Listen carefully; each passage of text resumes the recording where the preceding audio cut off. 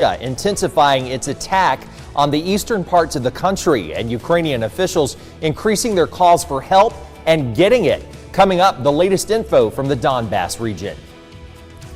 And following a judge's ruling to void the federal mask mandate, travelers are left confused on what to do. What experts have to say on masking the next time you fly, take the bus, or even Uber. Plus, with governors from half of America forming their own task force on border security, pressure is mounting in Washington on the Biden administration. We look into the president's policies and how they're getting bipartisan scrutiny. Good evening, and thank you for watching WGXA News at 5. I'm Greg Lloyd. Live from downtown Macon, you're watching WGXA News at 5. We start off with breaking news happening right now. We are tracking an active standoff in Bibb County. Here's a live look at the scene where two people are refusing to answer the door for deputies. The sheriff's office says it started during an attempt to serve two warrants. Now, this is a developing situation, and we will bring you the very latest on air and online at WGXA.tv. And topping the headlines, we begin with our latest local news. A rat tearing through the flesh and bone is the result of what one woman is calling poor rental conditions. We spoke with the attorney representing the woman who filed a lawsuit against a Middle Georgia property manager. Tonight, Victoria DeCardenas has those details. It's just been a nightmare. That's one way to describe what happened to Daphne Tyson after she claims her toes were gnawed by rats.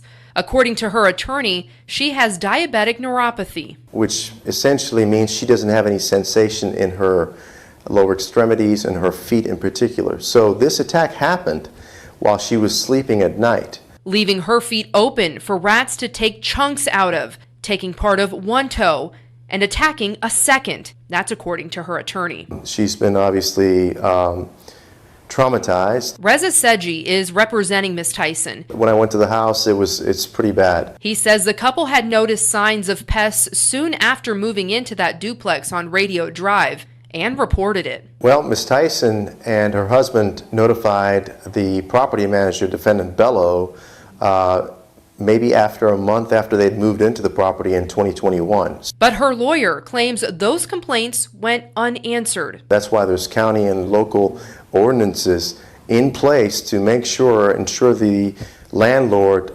keeps those facilities or properties rat-free. And according to Georgia landlord-tenant laws, the landlord has a duty to keep a unit safe and sanitary. These landlords need to understand that these are real people living in these houses. You know, these are human beings, and there's got to be accountability. You just can't go by and collect the rent. You got to make sure these houses are safe. Victoria DeCardenas reporting. We did contact the property manager. However, we got no answer. His voice mailbox was full, so we couldn't leave him a message. As for Ms. Tyson, doctors did confirm those bite marks are from a rat, and they are looking at ways to continue to save her foot.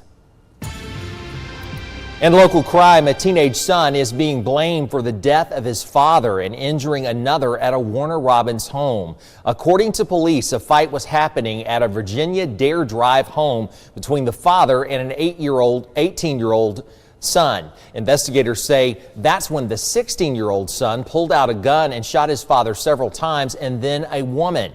Both were taken to the hospital where the father later died. Names of those involved haven't been released due to family violence and juvenile laws, but we know the teen has been charged with murder and aggravated assault.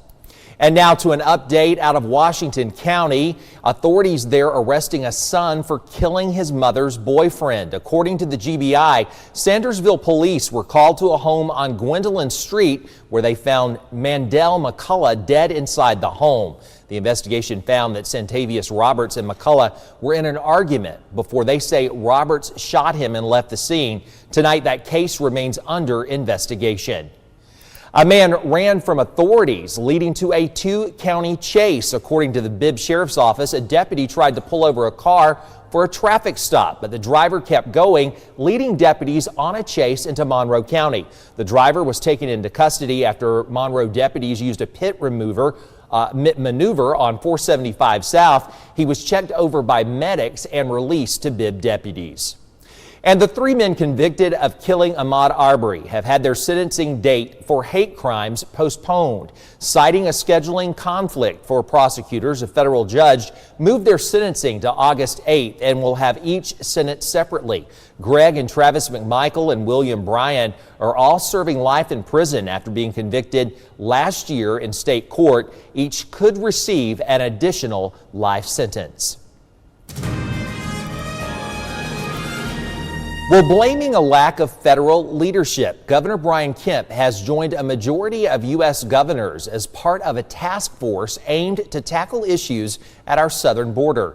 Dubbed the American Governors Border Strike Task Force, its mission is to improve public safety and protect victims by hurting criminal organizations, drugs, and human smugglings at the border. A release from the governor's office says the task force will do that in two ways, increasing teamwork and intel sharing with state law enforcement. Now, a lot goes into that. State agencies will be sharing personnel and resources, including training in border states. It also includes looking over current law and trafficking and possibly creating new interstate procedures to fill any gaps.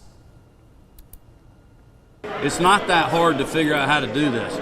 Restarting the wall, messaging that we're not going to allow people to come here and be caught and then released into the country, putting more bodies on the border, more border patrol agents, more National Guard, give the poor people down there that are supporting those efforts, including the Georgia National Guard, more support. And so really the strike force is just a way that governors are trying to push back against the disastrous policies of the administration. Now, with Kemp, more than half of America's governors have joined the Border Strike Task Force. All that is leading to intense pressure on the Biden administration over border security and Title 42, the pandemic policy allowing officials to quickly deport undocumented immigrants. As we get closer to the date the Biden administration chose to end that policy, more Democrats are siding with Republicans and voicing concerns about that decision. Madeline Rivera reports from Washington with the latest details. A seventh bus of migrants arrived in the nation's capital Wednesday, another sign critics believe is a failure by the Biden administration to address the surge at the southern border. These are not refugees. These are people, and my heart bleeds for them, coming from poor economic conditions, but we have a system here. Many Republicans and Democrats argue the system is broken, and as the Biden administration prepares to end Title 42 next month, several Democrats are breaking ranks, pushing for the administration to reconsider. Enacted under former President Trump at the beginning of the pandemic, Title 42 allows for the quick deportation of migrants to keep down COVID cases. The CDC calls the order no longer necessary, a stance some say is hypocritical. You can't say we have a pandemic or a public health issue here, but then say everything's fine at the border and then lift the Title 42, which is a health order. You just can't have both. The issue threatening to bring down vulnerable Democrats in the midterms. Now the president is reportedly considering delaying the repeal of Title 42. You're now seeing Democrats, both in the House and the Senate, jump ship, especially on this policy to get rid of Title 42. Homeland Security Secretary Alejandro Mayorkas is scheduled to testify before the House Judiciary Committee next week, and there could be fireworks, with Republicans demanding answers about the surge at the southern border. In Washington, Madeline Rivera, Fox News.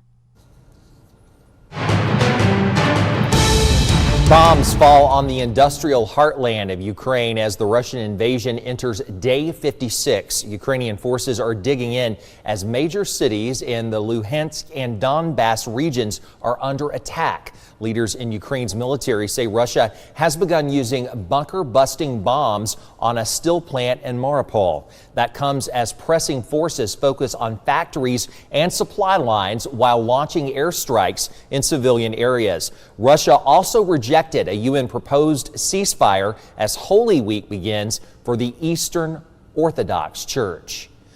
Russian and Belarusian tennis players are banned from competing in Wimbledon. The New York Times reports that Wimbledon officials are set to announce the ban because of Russia's invasion of Ukraine and Belarus's support of the war. The decision would affect a number of athletes. 4 Russian men are ranked in the top 30 in tennis. 5 Russian women and 2 Belarusians are also ranked in the women's top 40. A beautiful day for Middle Georgia, and no one knows that more than Chief Meteorologist Eric Garlick, because he is taking in some of this beautiful weather at Tattnall Square Park. Hey, Eric.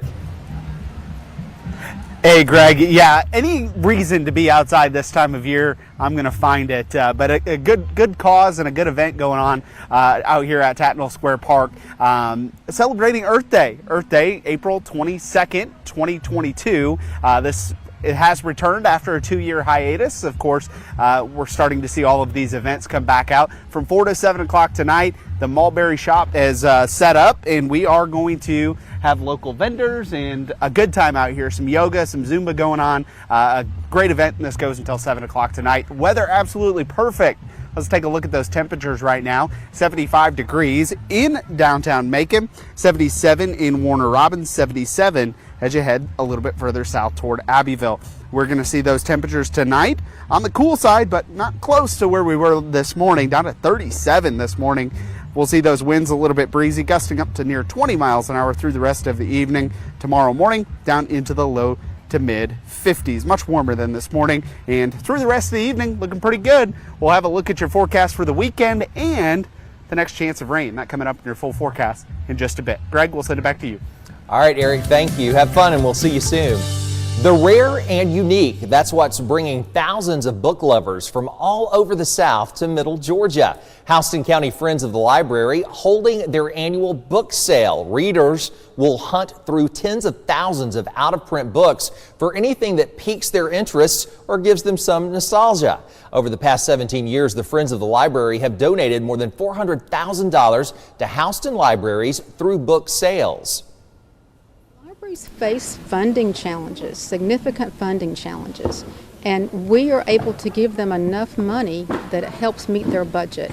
Since our first sale in 2005, we have gifted the library system over $430,000. You know, it's say $25,000 to $30,000 to $40,000 a year.